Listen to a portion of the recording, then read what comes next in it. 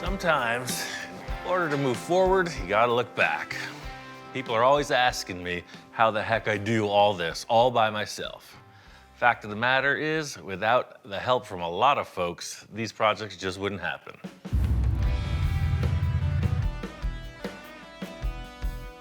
See, Tom's got a lot of passion, especially for this vehicle, and this truck's got major issues. Now, class, there are a number of things wrong with the back of this truck. So right here, you can see it's out right here, and that's a lot, right? And then on this side is the exact opposite, so you got the roller coaster effect. If I was to follow this line with the sheet metal, this is what it'd be doing. It's like way the heck out of shape. Tom is a pretty sentimental cat. He and I worked on some projects he wasn't so attached to, but when he picks it for his own, things get complicated.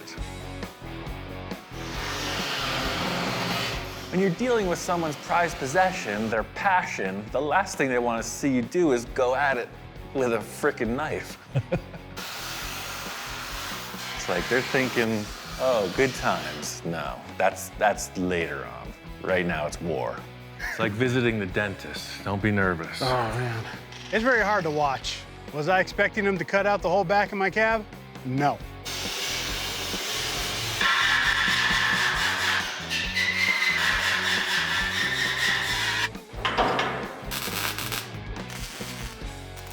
Once we got that back wall in place, I knew that this back window had some issues. Look at this arch here, and look at this. Tell me it doesn't look like it's out of shape completely. It's a little over 9 inches, about 9 3/8 right there. And then we come here, we're almost to 10. That's what I'm seeing. It's whacked out. I'm really hoping that Ian can pull some tricks out of his hat to make this thing better. The good news is we can fix that thing. I got a plan. You got a plan? Yeah. About to get medieval on this. Yeah.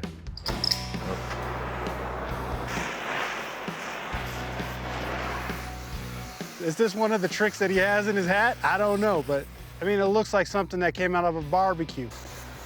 It doesn't look like a good idea. It looks pretty rough. Man, it was a totally unorthodox way of going about it, but it worked.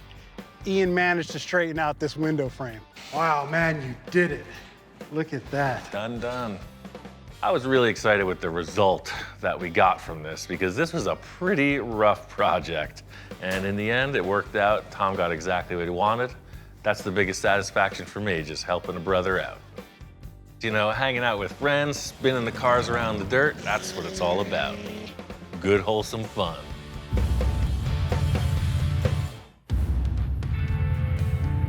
No conversation about my friends would be complete without Victor. Seems like we've been working together forever, and he's always pushing the realms of what I can accomplish. After a bunch of custom car builds, he had this wild idea to take things in a new direction. This is the flavor, man. That's something that you were meant to build your entire life. But of course, it wasn't that simple. You know, it's just like, I thought we were building a piece of junky car there, and then you show up with this thing, so I'm a little confused. Okay, I'm confused too, but our goal is to put this car on this car and take this car apart and build ourselves a supercar that doesn't exist. What I came to understand and eventually did was cut the entire body off the Porsche, saved only the roof from the Sterling, and then sculpted an entire new car body that we could eventually make a fiberglass mold off of. This is a perfect example of what it's like going down the rabbit hole with Victor.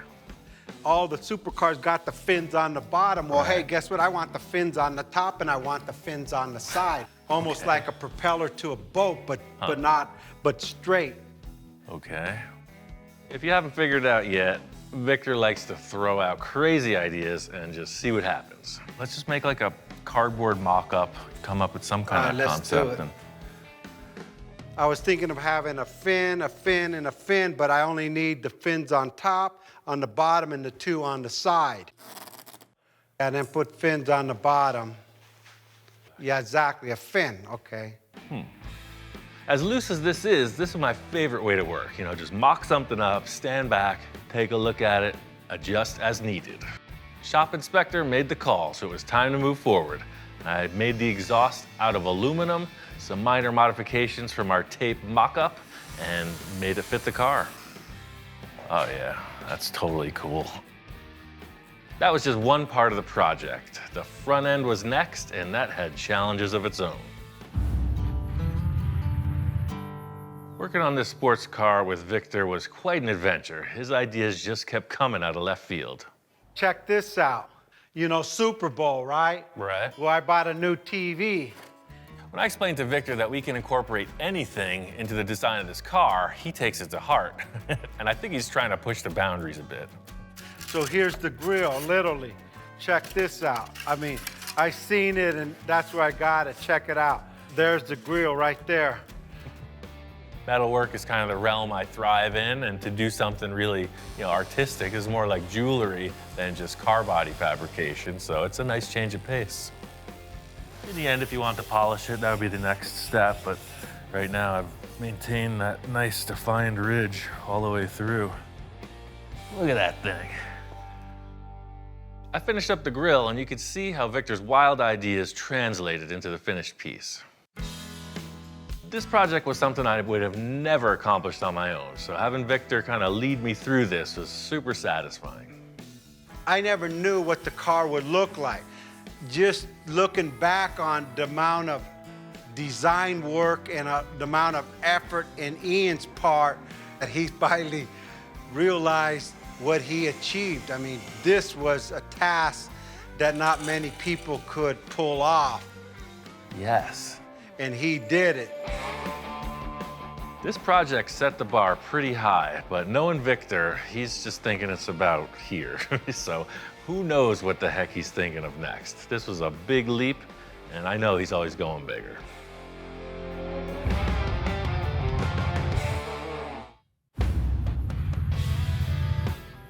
I've got a bucket list of my own, and that's one thing about all the projects I've done so far is they're slowly ticking off. You know, this beach buggy project was definitely something I always wanted to see.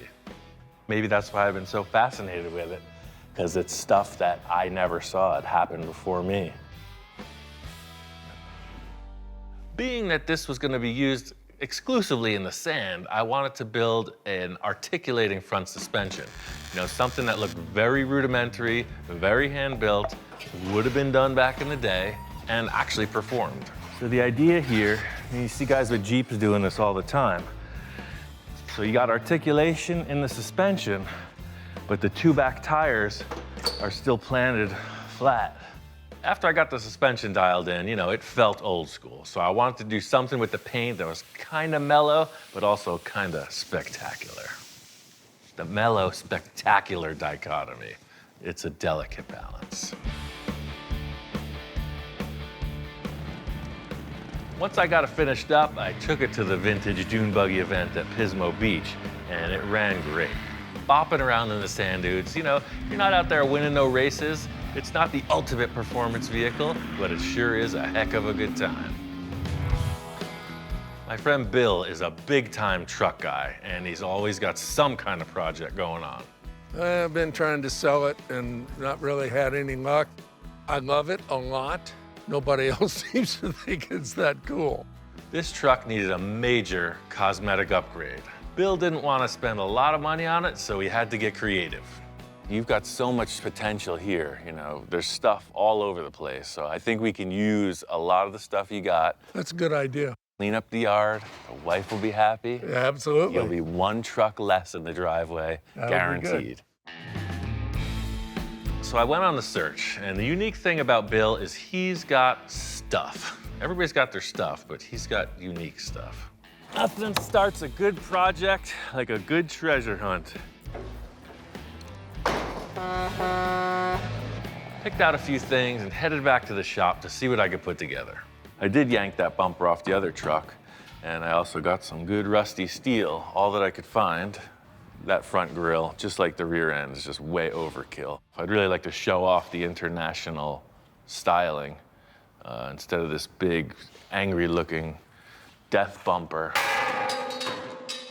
Watch the paint. The stock height on that truck, the frames were right here, which is cool, it makes sense, but I'd like to see it a little bit lower. The whole idea here is to make the truck appear closer to the ground. This international bumper could work with some modifications, but I just want to explore the other options. Maybe just do something a little more full custom.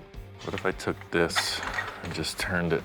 You can't just slap a tube on the front of a truck and call it a bumper. I mean, come on, I'm not gonna just stop here. Make that angle like that. This is the process of trial and error. You just keep cutting and bending until the angle's right. It's looking good to me, sir.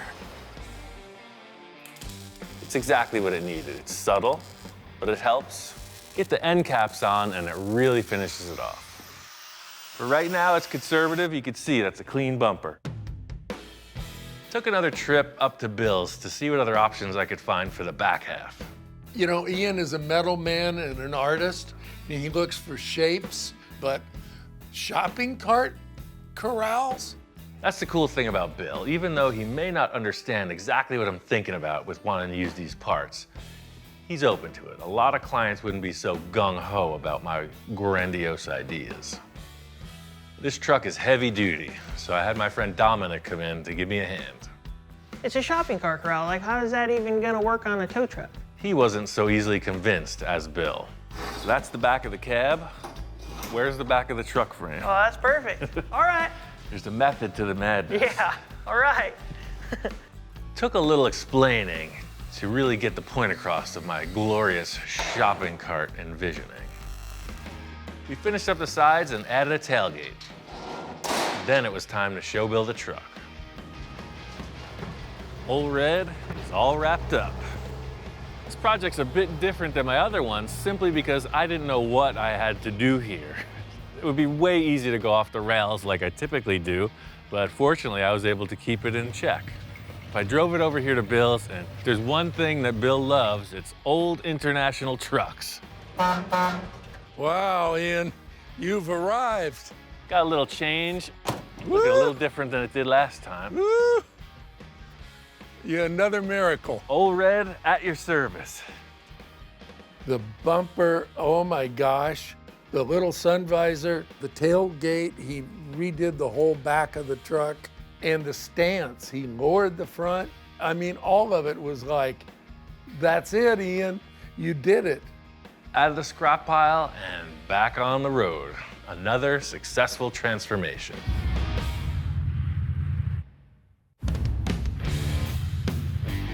I love a venture into the unknown, and it was exactly that, what my friend Ken called.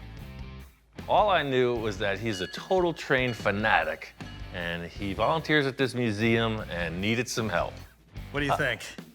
This is the iconic classic Ford pickup truck, model AA, the bigger truck, and why it's in a train museum is beyond me. We want to make this a train. We want to make this a rail truck. We want to put it on the tracks.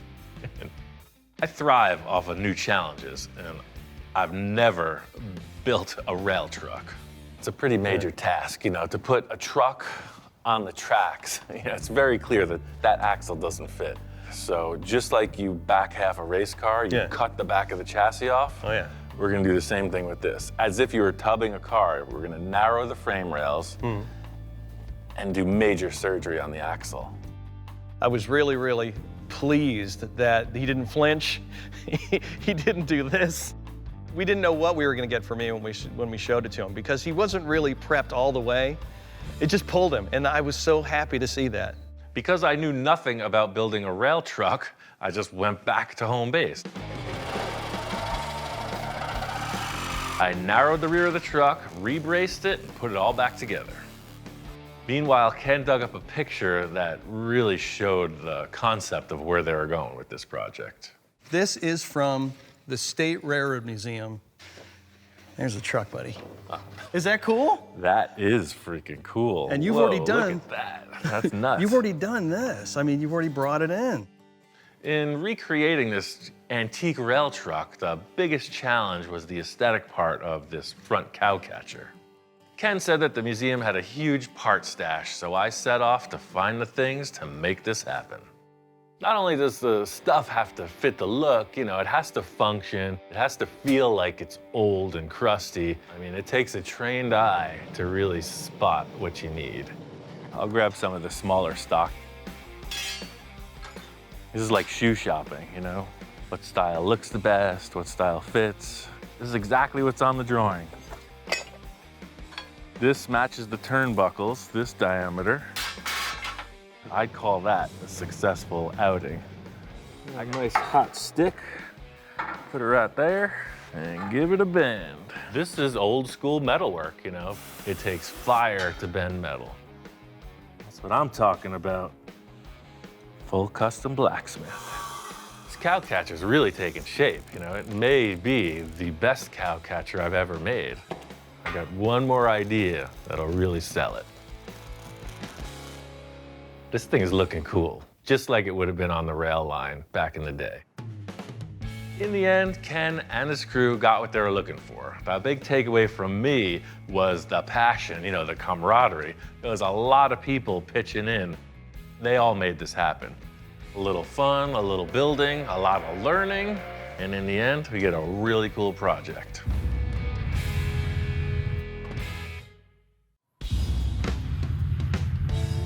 Another one of my longtime collaborators is Johnny Jalopy. Johnny is an envisioning marvel. He draws a lot of cartoons that work exactly the way my brain does, you know? When I see something, it's in cartoon proportions. That was my real interest in him. He lays it down on paper. I was itching to build another crazy show car, so I gave him a call and pitched him my idea. Okay. Yikes. It looks like this, but what it is isn't what it appears. Just like the Ed Roth cars, if you look at any of his cars, it's basically just a big fiberglass sculpture on tires. Right. Same thing here. With a lot of cool A stuff. lot of cool stuff. Step one is always the parts search, you know, finding the right stuff to get the project started. So this is my friend Bill's back 40. I've got a lot of treasure from this location. We're not here for the Ranchero. We're here for this camper shell, which is kind of unique, you know? It's like a pickup truck shell, but it's for the smaller Ranchero, and it's in worse condition than I thought. And I'm going, please tell me this isn't your thought of what we're gonna use. But I mean, in proportion to the Dune buggy, it just might work.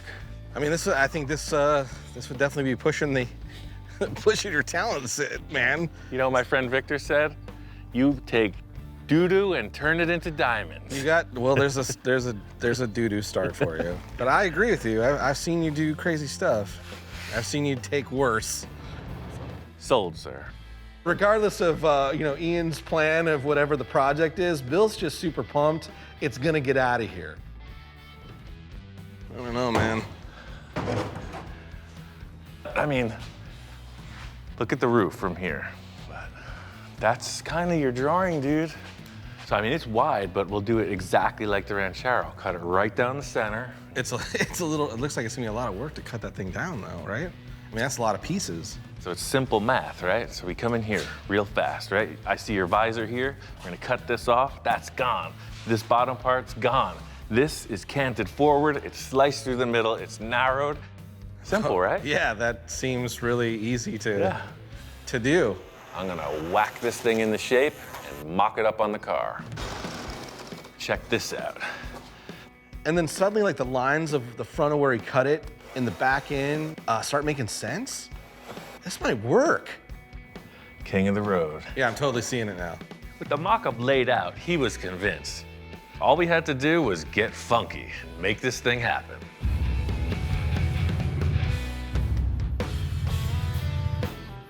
This cartoon show car was made of fiberglass, so once I got all that laid out, there was one big sore spot. There was so many nice curves throughout the car, the dashboard was just plain flat, you know, very utilitarian. And that got me thinking. Very little sculpture, all business. We need to enhance. I know you thought we were done with that Sterling, but there was still one piece that I just couldn't let go. The only thing I really want on this thing is this top. From the jump, that dashboard was dynamite. My challenge is to make this funky 70s vibe fiberglass dashboard fit in that car. So look at that.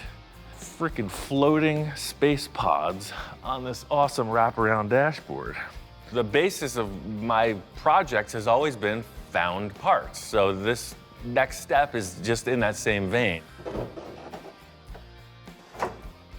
I think everyone will agree it's a nice looking unit, but how are you gonna get it in there?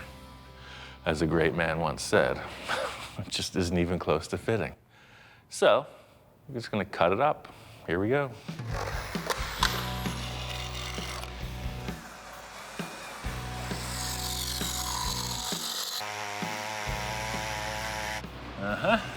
So you can see with a few minor pieces trimmed off, the Sterling dashboard is a perfect fit. Look at that. Once I got the dash in, Johnny came back, this time with a full color drawing.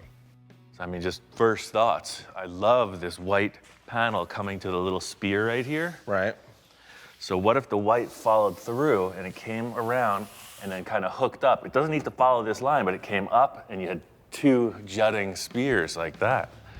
Ian like immediately starts seeing a lot of lines that I wasn't really totally seeing, and he starts laying some pinstripe tape down, and immediately these really cool spear shapes started showing up. I just think that's his thought process. There's never not a way we can do this. Less is more. And we're coloring outside the lines, which you get extra points for. I'm always looking to bring out the best in whoever I'm working with, you know? Creative opportunities are always right around the corner, you know? You just gotta get the flavor right and things start coming out. What about doing white on the undersides of the kickups? You know, remember the old mud flaps? Right. Where it was like Yosemite Sam and the back off? We do that underneath, but not mud flaps. Right, on the fenders. On the fenders. Yes. My friend Gilbert came by and did the font and silver leaf design, and this thing was ready to roll. It's exactly what it needed. Different than anything I've seen, it's perfect. This is a great example of my biggest passion is, you know, working with an artist, creating some kind of a fantasy show car, and having another completed project. I mean, what's not to like about that? I can't wait till the next one.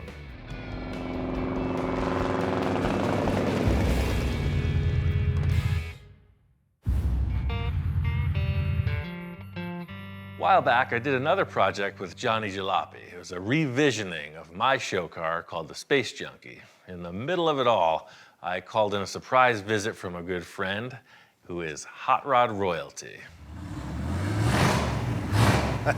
What is that?